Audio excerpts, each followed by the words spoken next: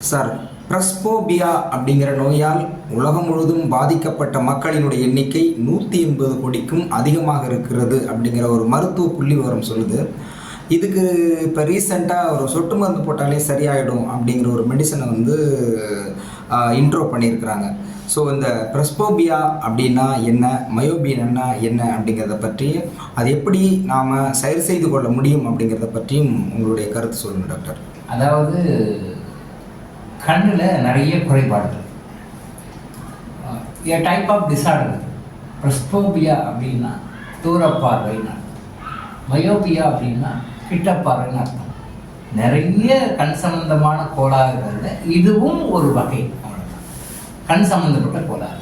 இப்போ கண் சம்பந்தப்பட்ட கோளாறுகளுக்கு சொட்டு மருந்து கண்டுபிடிச்சிருக்காங்க அப்படின்னு சொல்லுங்க. சொட்டு மருந்து இப்போ கண்டுபிடிச்சிருக்காங்க, பழைய காலத்துலேருந்தே இருக்குது. அப்போ அந்த சொட்டு மருந்து யூஸ் பண்ணால் அது சரியாயிடும்.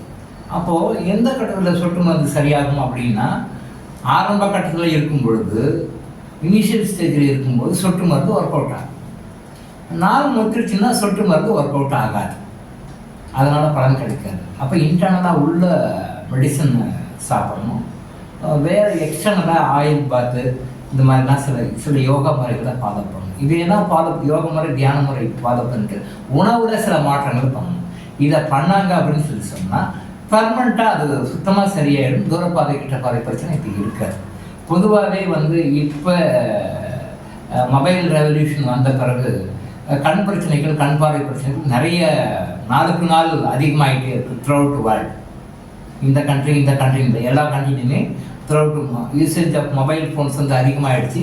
யூசேஜ் ஆஃப் மொபைல் ஃபோன்ஸ் அதிகமாகும் பொழுது நாளுக்கு நாள் கண் பிரச்சனைகள் அதிகமாகிட்டே வருது. ஈவன் சில்ட்ரன்லேருந்து, சிறு குழந்தைகளிலிருந்து இந்த பாதிப்புகள் அதிகமாகிட்டு இருக்கு. கண்ணாடி அணியாமல் இருக்க முடியாதுன்ற மாதிரி நிலைமை இப்போ போயிட்டுருக்கு எல்லாருமே. Even school going children are also wearing specs. அப்போ கண்ணாடி அணியாத இருக்க முடியாது, வாழ முடியாத நிலைமை இப்போ போயிட்டுருக்கு. இதெல்லாம் என்னன்னா, நம்ம கண் பார்வையை பாதுகாத்துக் கொள்வதற்கான முன்னெச்சரிக்கை நடவடிக்கைகளில் மக்கள் ஈடுபடலைன்னு அர்த்தம். கண்ணாடி போடுறாங்க, பவர், கண்ணுக்கு பவர் இருக்குது அதனால் மருந்து போடுறாங்க. கண்ணுக்கு பவர்னா கண்ணுக்கு பவர், எக்ஸ்ட்ரா பவர்ஸே இல்லை, கண்ணில் குறைபாடுன்னு அர்த்தம். வார்த்தை கொஞ்சம் மாறி வருது, அண்டர்ஸ்டாண்டிங் கொஞ்சம் மிஸ் அண்டர்ஸ்டாண்டிங்காக வருது.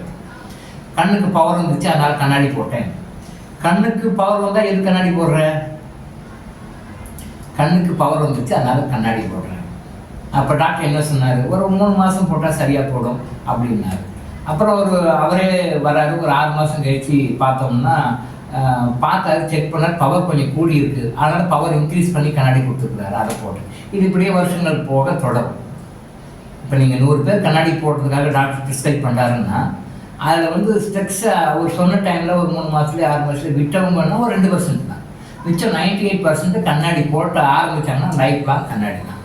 இது நீங்கள் ப்ராக்டிக்கலாக உங்கள் லைஃப்பில் பார்க்கலாம், உங்கள் ஃபேமிலி மெம்பர்ஸ் பார்க்கலாம், உங்கள் ஃப்ரெண்ட்ஷிப் சர்க்கிளில் பார்க்கலாம், உங்கள் வைட் ரிலேட்டிவ் என்னென்ன இருக்காங்களோ அந்த உங்கள் சர்க்கிளில் எல்லா சர்க்கிளையும் பார்க்கலாம்.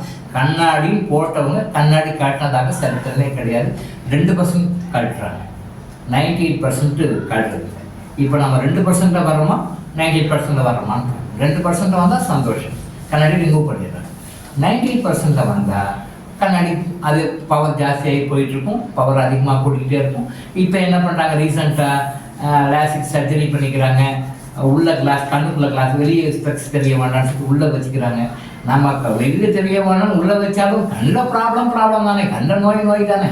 நம்ம வெளியே மறைக்காத உள்ளே மறைக்கிறோம், அவ்வளோதான். இது வெளியே மறைக்கிறோம், உள்ளே மறைக்கிறோம், எல்லாமே கண்ணில் பிரச்சனை தான்.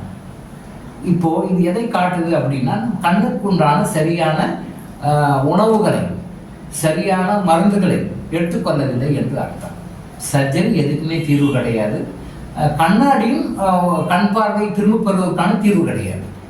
நல்லா புரிஞ்சுக்கணும். எப்படி சர்ஜரி ஒரு நோய்க்கு தீர்வு கிடையாதுன்றமோ, அதே மாதிரி கண்ணாடி அணிவதும் கண்ணுடைய பிரச்சனைகளுக்கு, நோய்களுக்கு நிரந்தரமான தீர்வு கிடையாது. அது டெம்பரரியான தீர்வாக வேணா இருக்கலாம், பர்மனன்ட் தீர்வாக இருக்கவே முடியாது, இருக்காது, கண்டிப்பாக இருக்காது. அதுதான் நான் சொன்னேன், நீங்கள் உங்களுக்கு தெரிஞ்ச சர்ச்சை இதை செக் பண்ணி பாருங்கள். அதனால் கண்ணுக்கு பார்வை அப்படின்னா கண்ணுக்கு சொட்டு மருந்து விடணும், கண்டிப்பாக விடணும், தப்பு இல்லை, கண்டிப்பாக விடணும். மூலிகைனால தயார் பண்ண எண்ணெய் அது. கண்ணுக்கு சொட்டு மருந்து விடணும், ப்ளஸ் இன்டர்னலாக உள்ள மெடிசன் சாப்பிடணும். உள்ள மெடிசன் சாப்பிட்றதோடு இல்லாமல் வேறு சில வாழ்வியல் மாற்றங்களை பண்ணணும். யோகா தியானம் போன்ற வாழ்வியல் மாற்றங்களை பண்ணணும். இதையெல்லாம் பண்ணும் பொழுது கண்ணாடியே தேவையில்லாமல் வாழ்நாள் முழுவதும் உங்களால் இருக்க முடியும். நாங்கள் கம்ப்யூட்டர் நிறைய யூஸ் பண்ணுறோம் சார், நாங்கள் லேப்டாப் நிறைய ஒர்க் பண்ணுறோம் சார், நிறைய எங்களுக்கு கண்ணாடி போட வேண்டிய சூழ்நிலை இருக்குது அப்படின்னாலும் கூட இப்போ நான் சொன்ன விஷயங்களெல்லாம் நீங்கள் லைஃப்பில் ஃபாலோ பண்ணிங்கன்னா, ஈவன் நீங்கள் கம்ப்யூட்டரில் ஐடியில் வந்து ஒரு நாளைக்கு 10 மணி நேரம் 12 மணி நேரம் கம்ப்யூட்டரில் ஒர்க் பண்ணாலும் கூட, லேப்டாப்பில் ஒர்க் பண்ணாலும் கூட கண் பார்வை பாதிக்காது, எந்த விதமான கண் நோய்களும் பாதிக்காது, நீங்கள் கண்ணாடியும் அணிய தேவையில்லை. அப்போ அதுக்காக நான் எல்லாமே செய்வேன், எதுவுமே மாற்றிக்க மாட்டேன், எனக்கு கண்ணாடியும் போட மாட்டேன், எனக்கு நேச்சுரலாகவே சரியாயிடணும்னா அதுக்கான முயற்சிகளை நம்ம எடுக்கணும். கண்ணுக்கு முறையாக அந்த எண்ணெயை போடணும், ஆயிலை போடணும், அதுக்கு உண்டான இயற்கையான மூலிகை மருந்துகளை ரெகுலராக எடுத்துக்கணும். சில வாழ்வியல் மாற்றங்களை பண்ணணும். அந்த வாழ்வியல் மாற்றங்களை பண்ணிவிட்டு இதை நீங்கள் ஃபாலோ பண்ணிட்டு சில யோகா தியான முறைகளை நீங்கள் பண்ணிங்கன்னா கண்டிப்பாக லைஃப் லாங் போட்ட கண்ணாடியை உங்களால் எடுத்துட முடியும். லைஃப் லாங் நீங்கள் கண்ணாடி போட தேவையில்லை. இது வரைக்கும் நீங்கள் கண்ணாடி போட்டிருந்தாலும் எடுத்துடலாம், இனிமேல் கண்ணாடி போடணும்னாலும் போட தேவையில்லை. ஸோ கண் பார்வையை காப்பாற்றிக் கொள்வது நம்ம கையில் தான் இருக்குது. அதனால் கண்ணாடியும் நம்ப வேண்டாம், சர்ஜரியும் நம்ப வேண்டாம். எந்த வகையான கண் நோயாக இருந்தாலும் முறையான மருத்துவ சிகிச்சை மூலம், இயற்கையான மருத்துவ சிகிச்சைகள் மூலமும் யோகா தியானம் மூலமும் முழுமையான கண் பார்வை வாழ்வில் முழுவதும் உங்களால் வைத்துக் கொள்ள முடியும். கண்ணாடி கடைசி வரைக்கும் தேவையில்லை. இந்த கருத்தை நீங்கள் தெளிவாக புரிஞ்சுக்கணும். டாக்டர் இளங்கோ ஆயுஷ் ஹாஸ்பிட்டல் வழங்கும் விழிப்புணர்வு இது.